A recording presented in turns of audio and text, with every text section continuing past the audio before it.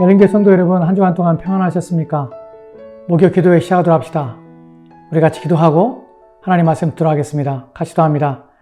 하나님, 이 시간에 우리가 주의 말씀을 듣고 우리 마음을 새롭게 하려 합니다. 생명의 말씀 우리 가운데 부어주시고 진리가 우리 가운데 세워지게 도와주시고 하나님을 사랑하며 사모하며 주를 의지하는 우리의 삶 되도록 하나님 도와주옵소서. 주께서 이 시간 우리 가운데 함께하길 소망하며 감사드리며 예수님 이름을 기도합니다. 아멘. 오늘 우리가 이제 살펴볼 내용들은 로마서에 대한 내용들을 살펴보려고 합니다.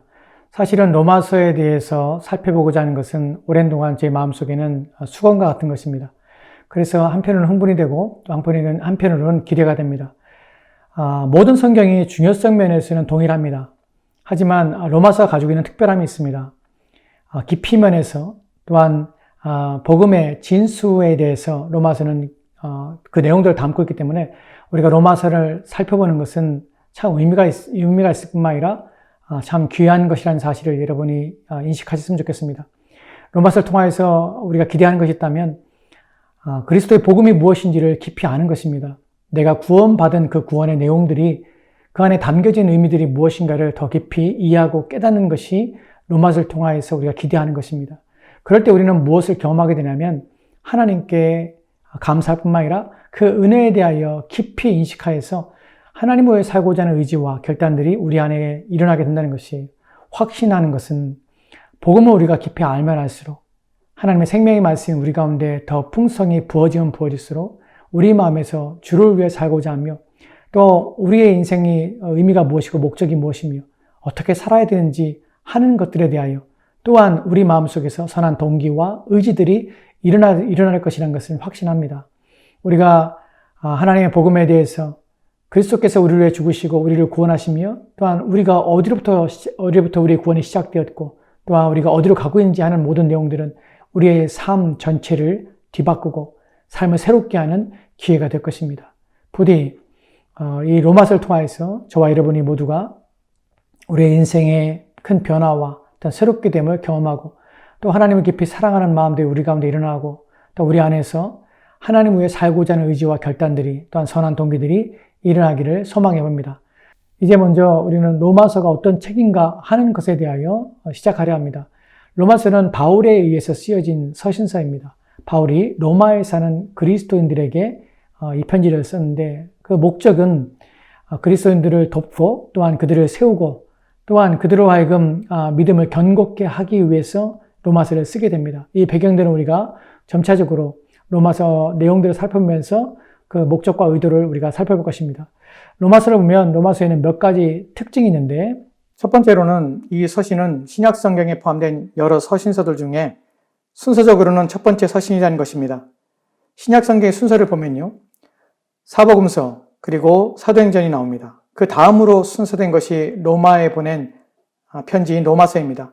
그렇다면 왜 모든 신약의 서신서 중에서 로마서가 가장 먼저 순서에 놓이게 되었는가 하는 것입니다. 로마서는 기록된 서신서들 가운데서 가장 먼저 기록된 것이거나 또는 로마서를 기록한 바울이 쓴 첫 번째 편지이기 때문에 그런 것인가 하는 것인데, 그렇지 않다는 것입니다. 오히려 이 로마서를 쓴 바울이 첫 번째로 쓴 서신서가 있는데 그것은 데살로니가 전서였습니다. 그렇기 때문에 연대적 순서나 기록 순서에 있어서 서신서들 가운데 첫 번째 자리에 놓이게 된 것이 아니라는 점입니다. 어떤 이들은 로마서가 서신서 중에 가장 길기 때문에 첫 번째 자리에 놓이게 되었다고 생각하는 이들이 있습니다. 그러나 실제적으로는 역사적으로 교회가 성령의 인도하심을 통해서 얻은 지혜로 로마서가 가장 중요함을 인식하게 되었다고 하는 것이 옳습니다. 초대교회는 신약 성경을 정리하면서 그 순서들을 정리해 왔습니다. 오랜 동안 교회들은 이러한 과정 속에서 로마서는 모든 서신서들 가운데서 가장 앞에 위치해야 함을 동의하였던 것입니다. 함께 인정하게 되었습니다. 이유는 로마서는 성경의 모든 근본적인 진리들을 다 내포하고 있는 서신으로 인정받아왔기 때문에 그렇습니다. 사도행전에서 보는 것처럼 교회가 형성이 되고 또 세워지고 확산되게 되었습니다. 그때의 교회에 가장 필요로 하는 것이 교회의 기초가 되는 교리와 복음의 진리였습니다. 그렇게 로마서는 모든 서신서들 가운데 가장 앞에 놓이게 된 것입니다. 로마서는 기독교의 근본질을 담고 있을 뿐만 아니라 복음의 핵심을 설명하고 있기 때문에 역사 속에서 로마서를 통해서 많은 이들이 회심하게 되었습니다. 뿐만 아니라 기독교 신앙을 변호하고 수많은 이들이 그 근거로 로마서를 삼고 그 근거를 삼았던 것입니다. 로마서를 통하여 믿음과 신앙의 기초를 제공하게 되었던 것입니다. 교회사를 보면 로마서의 말씀을 통하여 회심하게 돼서 하나님께 돌아오는 이들이 있음을 보게 되는데 첫 번째가 어거스틴이라는 사람입니다. 흔히 사람들은 이제 그를 성 어거스틴이라 부르기도 합니다. 또한 어떤 사람들은 그의 태어난 고향을 앞에 붙여서 히포를 앞에 붙여서 히포의 어거스틴이라고 부르기도 합니다. 어거스틴은 교회에서 가장 크고 위대한 신학자이자 철학자입니다. 그가 후대에 남긴 그의 책들과 글들은 많은 이들에게 영향을 미쳤습니다. 종교개혁의 두 기둥이었던 마틴 루터 그리고 존 칼빈 또한 그의 영향을 받았으며 지금도 많은 이들에게 영향을 미치고 있습니다. 그러나 그가 이러한 위대한 신학자여 철학자가 되기 이전에 그는 부도덕하고 방탕한 생활을 하였습니다. 그는 이러한 생활을 벗어내려고 노력했는데 그러지 못한 채 이제 삶을 낭비하고 살았던 것입니다. 그의 영혼은 고통과 고뇌를 안고 또한 살아갈 수밖에 없었습니다. 그러던 어느 날이었습니다. 어느 날 오후에 어거스틴은 하나님 왜 지금 나의 더러움을 벗어버릴 수가 없습니까? 얼마나 더 기다려야 합니까? 하고 소리내어 울부짖게 됩니다. 그때 그의 귀에 톨레레게라는 어린아이의 음성이 들려옵니다. 톨레레게라는 말은 들고 읽어라 라는 뜻으로 책을 들고 책을 읽어라 라는 의미입니다. 어거스틴은 일어나서 그의 숙소로 가서 이제 성경책을 펴고 읽기 시작했습니다. 그때 그가 읽은 책이 바로 로마서 13장 13절 14절 말씀인데요. 로마서 13장 14절 말씀 보면 이렇게 기록되어 있습니다. 낮에와 같이 단정히 행하고 방탕하거나 술 취하지 말며 음란하거나 호색하지 말며 다투거나 시기하지 말고 오직 주 예수 그리스도로 옷 입고 정욕을 위하여 육신의 일을 도모하지 말라. 이 말씀을 통하여서 이제 그가 참여하게 됩니다. 그리고 새롭게 되어서 교회 역사에 위대한 발자취를 남기게 되는 것이 그런 로마서의 진리를 근거로 해서 이제 당시에 있었던 이단들이 거짓된 교리들이 설파할 때에 그것을 교회 안에 들어오지 못하도록 교회를 보호하는 일을 바로 로마서를 통해서 하였다는 것입니다. 로마서는 그의 인생과 그의 삶을 완전히 바꿔놓은 계기가 된 것입니다. 로마서와 깊은 연관이 있는 또 다른 사람이 있는데요. 바로 종교개혁을 주도했던 마틴 루터입니다. 그는 신학을 가리키는 교사였는데 학생들에게 이제 로마서를 강의하기로 결심하게 됩니다. 그리고 이제 로마서를 연구하면서 그가 깨닫게 되는데 믿음으로만 의롭게 된다는 이제 이신칭의 교리가 그의 마음을 사로잡게 됩니다. 왜냐하면 그는 계속해서 고통을 받고 있었는데 무슨 문제 때문에 그런가 하면 참된 용서에 대한 경험을 아직 하지 못하기 때문에 그렇습니다. 죄 문제를 벗어나고 싶었는데 그 죄 문제를 자신의 개인적인 경건과 또 훈련을 통하여서 거기서 벗어날 수가 없었던 것입니다. 그래서 그는 계속해서 마음이 괴로움을 당하고 또한 고통을 당하게 되었던 것입니다. 근데 이제 로마서를 통하여서 이신칭의 교리를 알게 되고 그래서 그걸 통하여서 그가 이제 완전히 죄 문제와 또한 용서에 대해서 참된 경험을 하게 되는 것입니다. 이와 동일한 문제로 씨름했던 한 사람이 있는데 바로 존 웨슬리의 경우도 그렇습니다. 존 웨슬리는 감리교의 창시자입니다. 그도 로마서를 통하여서 믿음으로 의롭게 된다는 것을 깨닫게 되고 이제 그것으로 말미암아 죄 용서 그리고 구원의 확신을 가지게 됩니다. 존 웨슬리를 괴롭혔던 가장 큰 문제는 죄의 문제였습니다. 그는 거룩해지기 원했는데 계속해서 경건한 삶을 살려고 애를 써도 그 죄의 문제를 어떻게 해결하지 못하고 있다는 사실을 알게 되었던 것이 오랜 동안 이 문제 때문에 그는 신음하였고 고통스러워했습니다. 그것 또한 그의 인생의 경험 속에서 여행 가운데 거친 풍랑을 만나게 됩니다.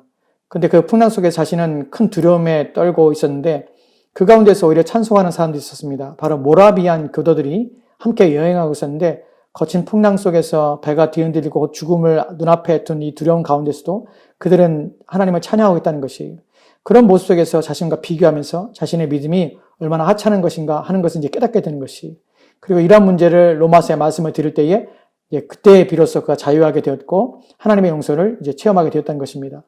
교회 역사 속에서 로마서는 많은 이들을 회심하게 하는 말씀이 되었습니다. 신앙의 기초를 세우고요. 또 믿음을 온전케 할 뿐만 아니라 많은 이단들로부터 교회를 지키고 또 안전하게 하는 진리의 기둥이 되었던 것입니다. 많은 이들이 여전히 자신 안에 있는 죄에 대해 이제 고민하고 또 영혼의 고통과 괴로움 가운데 신음할 때에 그들에게 평안을 주고 확신과 위로를 주고 참된 용서를 경험하도록 도운 것이 바로 로마서이며 바로 그 안에 기록된 복음입니다. 부디 저와 여러분도 로마서에 담긴 복음의 진수를 맛봄으로 말미암아 믿음과 신앙이 온전케 되고 또한 큰 은혜를 경험하는 기회가 되기를 간절히 바라며 이제 로마서의 구체적인 내용들을 살펴보도록 합시다. 우리는 먼저 로마서 1장 1절을 함께 살펴보려고 합니다. 로마서 1장 1절 말씀을 보면 이렇게 기록되어 있는데 함께 읽읍시다. 예수 그리스도의 종 바울은 사도로 부르시는 바다 하나님의 복음을 위하여 택정함을 입었느니라 라고 합니다. 이 구절에서 오늘 우리가 깊이 생각하고 살펴보고자 하는 것은 로마서를 기록한 바울이라는 사람에 대하여입니다. 바울이 누구며 어떻게 로마서를 쓰게 되었는가 하는 것입니다. 크게 보면 하나님께서 왜 로마서를 바울을 통하여 쓰게 하셨는가 하는 것도 우리가 생각해 볼 수 있습니다. 바울은 로마에 사는 그리스도인들에게 편지를 쓰고 있는데 로마시는 당시에 가장 큰 대도시였습니다.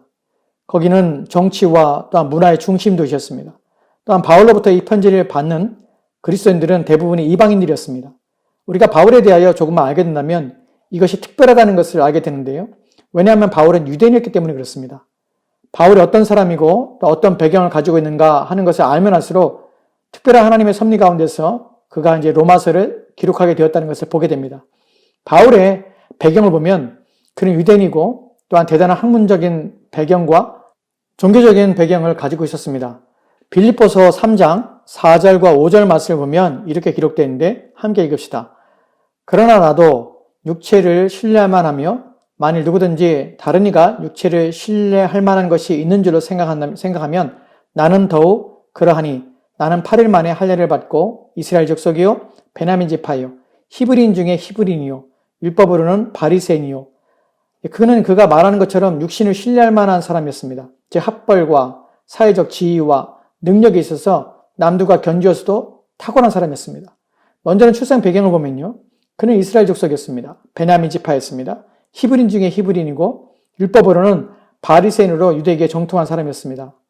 또한 사도행전 22장 3절을 보면 이렇게 기록되어 있는데 같이 읽도록 하겠습니다. 나는 유대인으로 길리기아 다소에서 났고 이 성에서 자라서 가말리엘의 문화에서 우리 조상들의 율법에 엄한 교훈을 받았고 오늘 너희 모든 사람처럼 하나님께 대하여 열심히 있는 자라. 아멘. 이 본문에 보면 가말리엘 문화에서 율법에 엄한 교훈을 받았다고 합니다. 이 말은 당시에 가장 탁월한 학문을 배웠다는 것입니다. 그는 뛰어난 인재이고 또 능력을 가진 사람이었습니다. 그러므로 그는 하나님의 율법을 이해하는 데 전문가였습니다. 게다가 그는 태어나면서부터 로마 시민으로 태어납니다. 신분으로도 남들과 비교할 수 없는 우월한 지위에 있었던 것입니다. 그가 태어난 다소라는 도시는 당시 헬라 문화의 중심 3대 큰 도시 가운데 하나였습니다. 그는 문화적으로나 세상 학문, 특히 헬라 문화와 학문에 익숙하였습니다. 그런 전문적인 지식을 가지고 있었던 것입니다. 그와 더불어서 하나님의 율법에 있어서도 타의 추정을 불허할 만큼 전문적인 지식을 소유한 사람이었다는 것입니다. 이러한 바울의 배경이 우리에게 주는 교훈은 무엇일까요? 하나님께서는 하나님의 일을 하실 때에 초자연적인 능력을 사용하셔서 일하기도 하시지만 이것은 특별한 경우의 하나입니다. 일반적으로 하나님은 자신이 택한 사람을 세우셔서 이제 그들을 통해서 일하신다는 것입니다. 하나님께 자신의 일을 맡기시기 위하여 준비된 사람을 사용하신다는 것입니다. 하나님께서 바울을 회심하게 하시고 그를 변화시킨 것은 그를 통하여서 하나님의 일을 행하시기 위함이었습니다. 바울은 두 가지 면에서 준비된 사람이었습니다. 첫째로는 그는 유대인들을 위하여 준비된 사람이었습니다. 그는 유대 전통과 율법에 능한 사람이자 전문가였습니다.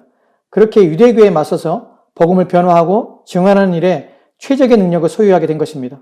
초대교회 당시에 유대교와 기독교는 계속해서 이제 충돌의 상황이 있었습니다. 심지어 유대 기독교인들조차도 갈피를 잡지 못하고 자신들이 어떻게 해야 하는지를 모르고 있었습니다. 이런 상황에서 바울의 능력은 진가를 발휘하게 되는데 바울은 당시 예루살렘 교회의 수장인 베드로를 이제 책망하며 바르게 행할 것을 가르치기도 합니다. 갈라디아서 2장 11절과 11절부터 13절 말씀 보면 이렇게 기록되어 있는데 같이 읽도록 합시다. 게바가 안디옥에 이르렀을 때에 책망받을 일이 있기로 내가 그를 대면하여 책망하였노라. 야고보에게서 온 어떤 이들이 이르기 전에 게바가 이방인과 함께 먹다가 그들이 오매 그가 할례자들을 두려워하여 떠나 물러가매 남은 유대인들도 그와 같이 외식함으로 바나바도 그들의 외식에 유혹되었느니라. 베드로는 유대인들을 무서워하여서 이방인들과 함께 먹다가 두려워하여 떠난 것입니다. 이에 남은 유대인들도 그와 같이 외식하게 되며 유혹되게 된 것입니다. 이러한 그리스도인들의 외식적 행동들은 당시에 베드로조차도 복음에 대해서 참된 이해와 구약의 율법적 의미가 신약에서 어떠한 의미인지에 대하여 혼동하고 또 갈피를 잡지 못하고 있기 때문에 발생됐던 것입니다. 그러나 바울은 이러한 사실에 대하여 분명한 이해를 가지고 있었고요. 구약을 완전히 이해했기 때문에 예수 그리스도의 복음이 무엇인지에 대하여 완전한 이해를 할 수가 있었던 것입니다. 그래서 이 둘 사이에 중재할 뿐만 아니라 바른 기독교 신앙을 수호할 수가 있었던 것입니다. 또한 바울은 유대교에만 정통한 것이 아니었습니다. 헬라 문화와 사상 그리고 철학에도 깊은 조예가 있었습니다. 왜냐하면 그는 로마인으로 태어났으며 다수란의 헬라 문화와 사상의 중심지에서 자랐고요. 그렇기 때문에 그는 헬라 문화와 사상 속에 살고 있는 사람들에게 복음을 전하는 데 있어서 아주 적합한 또한 탁월한 지위에 있었다는 것입니다. 고린도전서 9장 22절을 보면 이렇게 기록되는데 우리 함께 읽도록 합시다. 약한 자들에게 내가 약한 자와 같이 된 것은 약한 자들을 얻고자 함이요 내가 여러 사람에게 여러 모습이 된 것은 모쪼록 몇 사람이라도 구원하고자 함이니. 아멘. 이 구절에서 바울이 내가 여러 사람에게 여러 모습이 된 것이라고 표현하는데 유대인들에게는 유대인과 같이 그리고 이방인들에게는 이방인과 같이 되는 것을 말합니다. 그는 이방인들에게 어떻게 복음을 전해야 하는지 어떻게 기독교 신앙을 가르쳐야 하는지를 알고 있었던 사람입니다. 그들이 잘못된 종교적 문제에 대하여 바르게 가르치며 또한 교훈할 수 있는 능력이 그에게 있다는 것입니다. 우리가 바울을 통하여 알아야 하는 것은 하나님은 어떻게 사람들을 통하여서 자신의 뜻을 성취하게 하시는가 하는 것입니다. 일반적으로 사람들이 속고 있는 것을 먼저 말씀드리고자 합니다. 하나님과 하나님의 하신 일을 생각할 때에 사람들이 자기 기만에 빠지게 되는 경우가 있는데 하나님은 전능하시고요. 전지하시고 그렇게 그에게는 불가능한 것이 없다고 믿습니다. 하나님에 대한 이러한 이해와 믿음은 진리이며 확실한 것입니다. 그리고 하나님이 가지고 계신 초자연적인 능력에 대하여 우리는 그 능력이 하나님이 사용하시는 사람들 가운데서 역사하실 것이라는 것을 우리는 믿고 있습니다. 실제적으로 하나님은 그렇게 하십니다.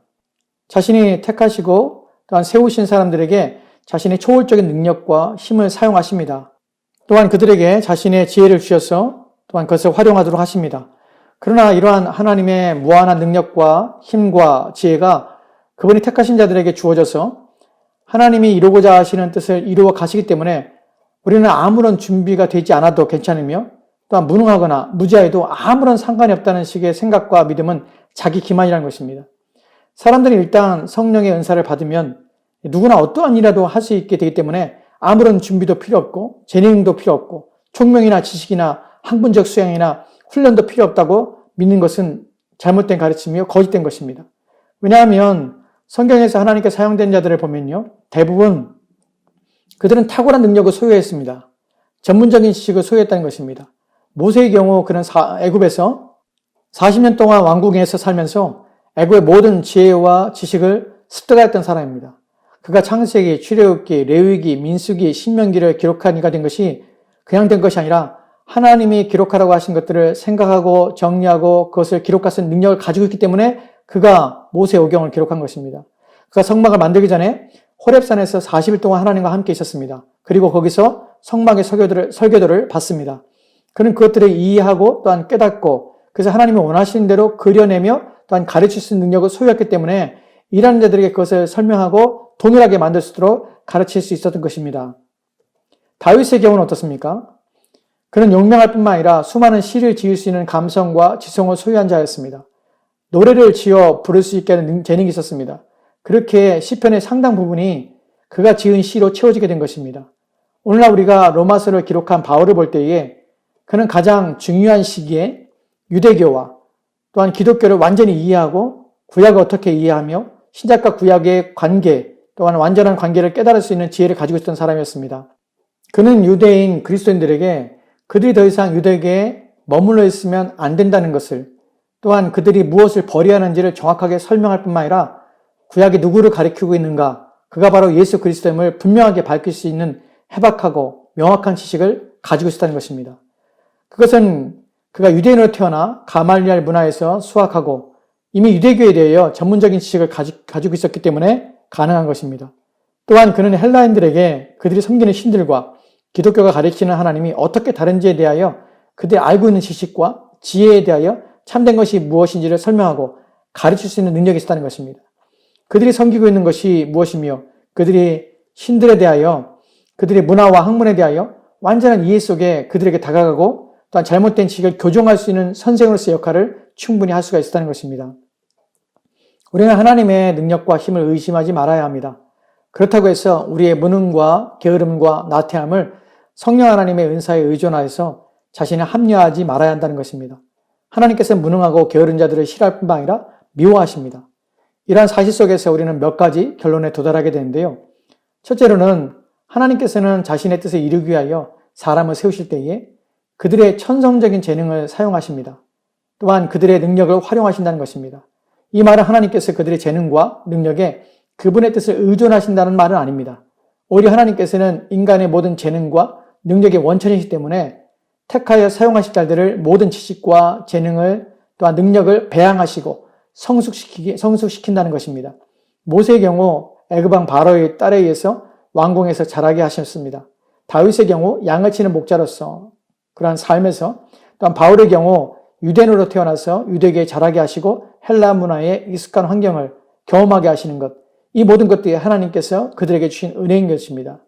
둘째로 인간이 천부적으로 가지게 되는 재능과 능력은 하나님의 은혜로우신 부르심과 택하심이 없으면 아무런 유익이 없다는 사실입니다.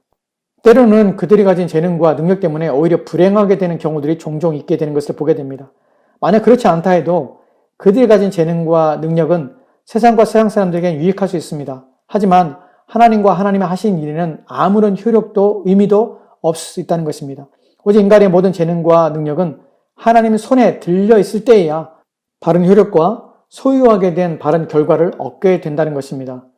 셋째로는 무능함과 게으름을 하나님의 능력에 대한 신뢰로 포장하거나 또는 자기 합리화의 논리로 말하거나 가르치는 행위는 비성경적일 뿐만 아니라 하나님을 모독하는 것입니다. 성경은 높은 데 마음을 두는 것을 금지하고 있지만 모든 노력과 수고에 대하여 금하고 있지 않다는 것을 여러분 아셔야 합니다. 데살로니가전서 4장 11절 말씀 보면 함께 읽도록 하겠습니다. 또 너희에게 명한 것이 조용히 자기 일을 하고 너희 손으로 일하기를 힘쓰라. 또한 데살로니가후서 3장 10절 말씀을 보면 같이 읽읍시다. 우리가 너희와 함께 있을 때에도 너희에게 명하기를 누구든지 일하기 싫거든 먹지도 말게 하라. 아멘. 이와 같은 경고를 우리는 귀담아 들어야 합니다. 하나님께서 우리 각 사람에게 요구하시는 것은 온 힘을 다하여 수고하며 사는 것입니다.